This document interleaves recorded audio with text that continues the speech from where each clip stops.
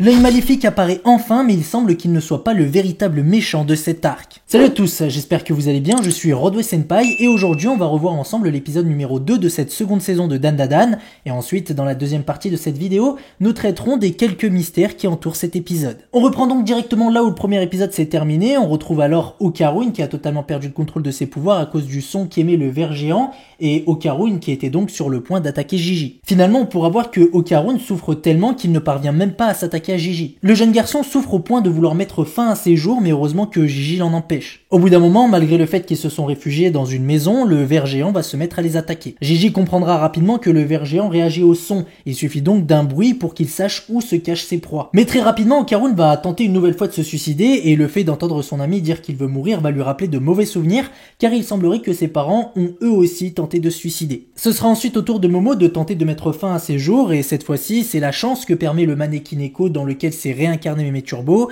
qui va sauver Momo. Pour leur bien, Jiji n'aura pas d'autre choix que de ligoter ses deux amis et lorsque ce sera fait, Mémé Turbo donnera une explication à leur comportement. Elle nous fera savoir que ce qui cause leur comportement suicidaire est lié aux ondes que propage le ver géant. Celui-ci propagerait des ondes psychiques qui poussent les habitants de la maison à se suicider. D'un seul coup, Momo utilisera ses pouvoirs pour essayer de se suicider et va au passage blesser Jiji qui sera sur le point de se résigner, surtout après avoir appris que c'est à cause des ondes psychiques de ce ver géant que ses parents sont hospitalisés aujourd'hui. Finalement, tout d'un coup, Jiji va se remotiver et va sauver Momo de justesse. Il reprendra du poil de la bête et va porter Momo, Okarun et Mémé Turbo et les sortir de cette situation. Malgré les tentatives du ver géant de les bouffer, il n'y parviendra pas et Jiji arrivera tant bien que mal à sauver ses amis. Après être sorti de la maison, le ver géant se tiendra face au héros jusqu'à ce qu'une mystérieuse entité apparaisse, une entité qu'on a d'ailleurs déjà vue étant donné qu'il s'agit de la même qui hantait Jiji en fin de saison 1. Dès lors que cette entité apparaît et fait face au ver géant, les ondes que celui-ci produisait n'ont semble-t-il plus aucun effet sur Momo et Okarun. Cette mystérieuse entité est malgré son aide très inquiétante,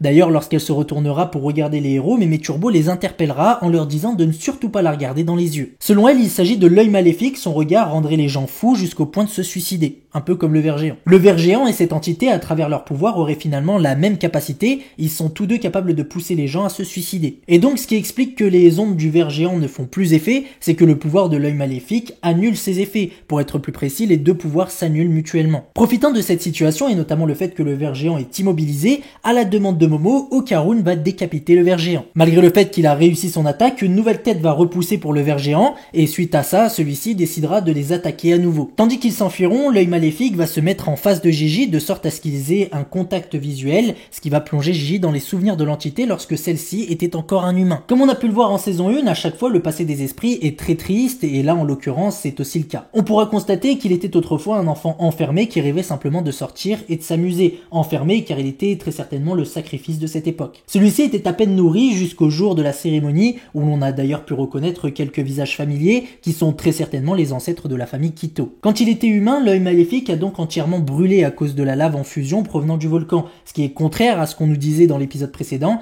les sacrifices étaient censés nourrir le ver géant. C'est une histoire tragique qui a fait de cet enfant un esprit qui est réapparu au même endroit, tandis que, et très certainement, des maisons ont été construites à l'endroit où il est mort bien des années après. Comme on a pu le voir, seuls les enfants étaient capables de le voir, tandis que les parents, en plus de ne pas être capables de le voir, finissaient par se donner la mort. Ainsi, génération après génération, les enfants qui vivaient ici le voyaient alors que leurs parents se suicidaient. Ce qu'on remarque, c'est que l'enfant devenu esprit ne semble pas être conscient de ce qu'il commet et n'a à la base aucune intention de faire du mal aux familles. Il a plutôt envie de jouer avec les enfants qui viennent habiter la maison comme il l'avait souhaité avant de mourir, sauf que les parents finissaient toujours par se suicider, ce qui rendait l'enfant extrêmement triste, logique. Le problème c'est que ce qui n'est pas clair ici, c'est si c'est l'enfant esprit qui cause les suicides ou si c'est le ver géant. En tout cas, ce qu'on constate, c'est que les enfants qui sont capables de voir l'enfant esprit, eux, semblent être immunisés et ne souffrent d'aucun mal, que ce soit celui causé par l'œil maléfique ou le ver géant. Au fil des années, la famille Kito profitait des suicides des parents en faisant de l'enfant une offrande au dieu serpent. Et c'est à cet instant précis qu'on comprend qui sont les véritables ennemis de cet arc. L'œil maléfique a toujours cherché à sauver les enfants et c'est très certainement le ver géant et lui seul qui était à l'origine du suicide des parents. Petit à petit, l'enfant esprit, celui qui deviendra donc plus tard l'œil maléfique,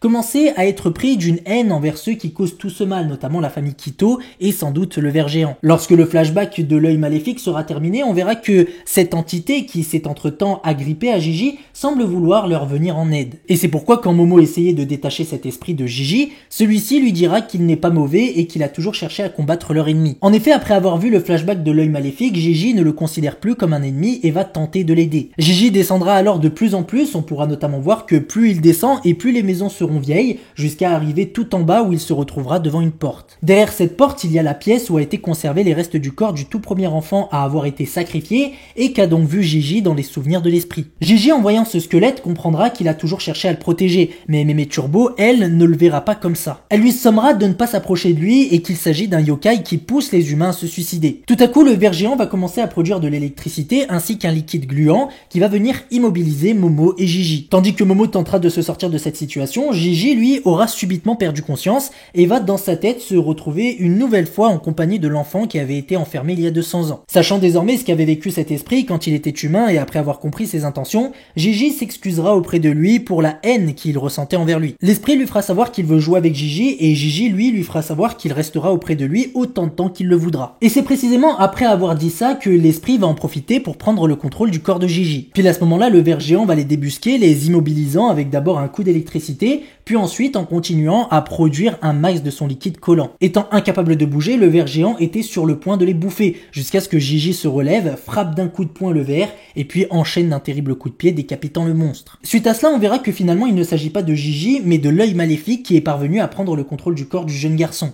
L'œil maléfique nous fera savoir à ce moment-là que son objectif est d'exterminer les humains. Après que Momo voulait en savoir plus, et sans même lui répondre, l'œil maléfique lui enverra un violent coup de pied qui projettera la lycéenne contre le mur. Sans ses pouvoirs, celle-ci ne s'en serait pas sortie indemne. Momo étant encore collé au mur, l'œil maléfique décidera de lui foncer dessus pour la maintenir dans cette position en la questionnant sur ses pouvoirs. Pendant ce temps-là, le ver géant qui s'est régénéré va continuer à lancer des éclairs sur l'œil maléfique qui va facilement bloquer. À ce moment-là, l'œil maléfique fera savoir à Momo qu'il a une rancœur éternelle, que cette maison dans laquelle il se trouve est maudite et que la rancœur de toutes les victimes de ses sacrifices est plus forte que tout. L'œil maléfique rassemblera d'ailleurs toute cette rancœur pour en faire une boule d'énergie qu'il utilisera comme un ballon de foot pour mettre donc des frappes sur le ver géant, ce qui le trouera de toutes parts. Impuissant, le ver géant tentera de se cacher sous terre, tandis que Momo, elle, de son côté, essaye de comprendre pourquoi Gigi est devenu comme ça. Finalement, Mémé Turbo lui dira que Seiko Ayase n'a pas cessé de le répéter, Gigi serait un génie dans le vrai sens du terme. En effet, Gigi, tout comme Momo, ferait partie des personnes avec un puissant pouvoir spirituel, d'autant plus qu'il a un physique boosté de ouf. C'est pour ça que l'œil maléfique, dès la première fois où il a vu Gigi, il voulait en faire son enveloppe physique. L'œil maléfique utilisera ensuite sa boule d'énergie pour mettre une frappe sur Momo qu'elle parviendra à stopper grâce à ses pouvoirs,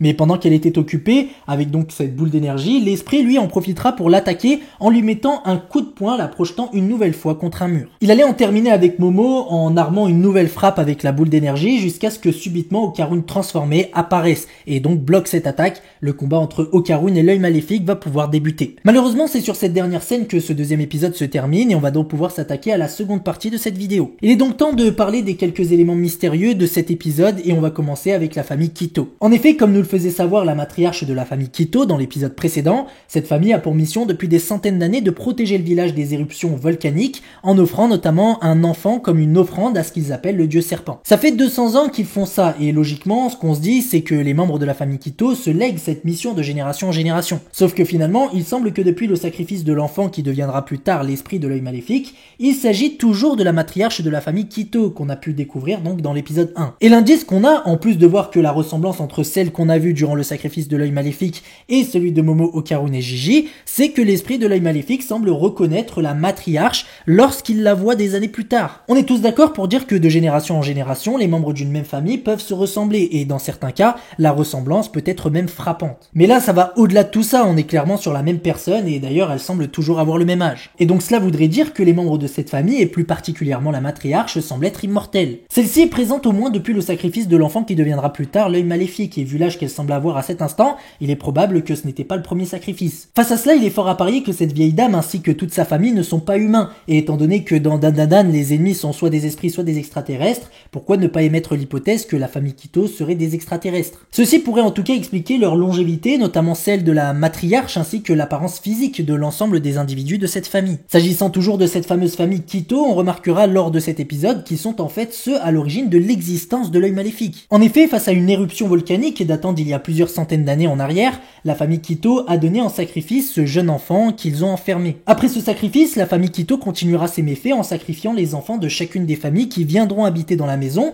où s'est autrefois déroulé le sacrifice de l'œil maléfique. Tous ces morts ont fini par fortement attrister l'esprit de l'œil maléfique jusqu'à ce qu'un enfant en en particulier soit le déclencheur d'une volonté de vengeance vis-à-vis de la famille Quito, mais plus largement de l'espèce humaine. Tout ça pour dire que le véritable ennemi jusque-là n'est pas l'œil maléfique, ni vraiment le ver géant, mais bien la famille Quito. S'agissant de l'esprit de l'œil maléfique, on pourra constater dans cet épisode que c'est grâce à lui que les enfants des familles qui venaient vivre dans cette fameuse maison étaient immunisés face au pouvoir du ver géant qui pousse ceux qui entendaient le son qu'il produisait à se suicider. Tout porte à croire que cet esprit arrivait à sauver seulement ceux qui étaient capables de le voir. En tout cas, on comprend bien qu'à la base, cet esprit n'est pas mauvais, et ce, malgré ce qu'il a vécu quand il était humain. Dans Dandadan, depuis la saison 1, à travers la vérité sur l'existence de Mémé Turbo dans le tunnel, ou encore l'apparition du yokai acrobatique Silky et son obsession pour Aira, on a à chaque fois compris à la fin que les esprits ne sont pas foncièrement mauvais. Ils sont le résultat de ressentiments que les victimes d'injustice ont vécu. Mémé Turbo est apparu à l'endroit où des filles se faisaient fréquemment enlever, et tuer. Acrobatic Silky est devenu un yokai après avoir perdu la vie suite à l'enlèvement de sa fille sous ses yeux. Dans un contexte similaire, l'œil maléfique est né suite au ressentiment de tous ses enfants sacrifiés par la famille Quito,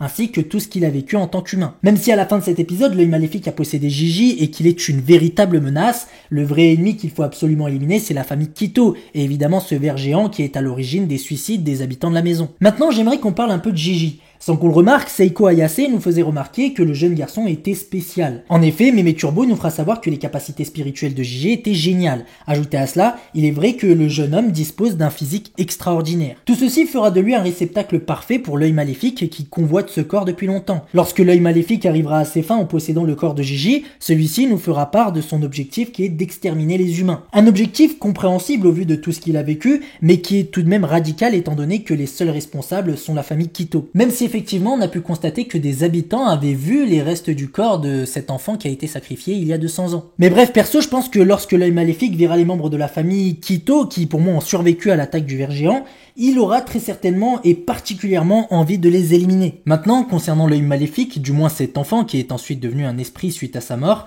j'aimerais qu'on appuie la réflexion à son sujet. Dans cet épisode, on cherche bien à nous montrer qu'il est une simple victime de la famille Quito, et même si à un moment je me suis demandé pourquoi il avait été enfermé de cette manière, je me suis vite repris étant donné que cette famille a toujours été sans pitié. Mais tout de même, j'aimerais qu'on imagine l'éventualité qu'au départ, les enfants donnés en sacrifice étaient des enfants qui avaient causé du tort. Ceci pourrait expliquer sa captivité. En effet, jusque-là, à aucun moment on voit la famille Quito emprisonner un enfant de cette manière. Et j'en viens à me demander si cet esprit n'aurait pas caché la vérité à Gigi et que les souvenirs qu'il a décidé de lui montrer n'étaient pas vrais, ou qu'il a délibérément fait en sorte de ne pas tout lui montrer pour le manipuler. Quand on y réfléchit bien, c'est grâce aux souvenirs de la vie en tant qu'humain ainsi qu'esprit de l'œil maléfique qui a fait en sorte que Gigi se laisse manipuler par celui-ci. D'autant plus que Mémé Turbo nous a très bien fait comprendre qu'il ne fallait absolument pas lui faire confiance. Ajouté à tout cela, on peut aussi parler de son nom, l'œil maléfique. Le mot maléfique, comme vous le savez, qualifie ce qui ou celui qui a une mauvaise influence, qui est néfaste et malfaisant en lien avec le malin. Il se pourrait donc très bien que Gigi ait été trompé dans le but de se faire voler son corps plus facilement. J'ai d'ailleurs trouvé hyper suspect la réaction de l'esprit lorsque celui-ci prend possession de Gigi. Gigi lui dit qu'il restera avec lui aussi longtemps qu'il le voudra, et suite à cette phrase, le sourire de l'esprit n'aura rien à voir avec quelqu'un d'heureux,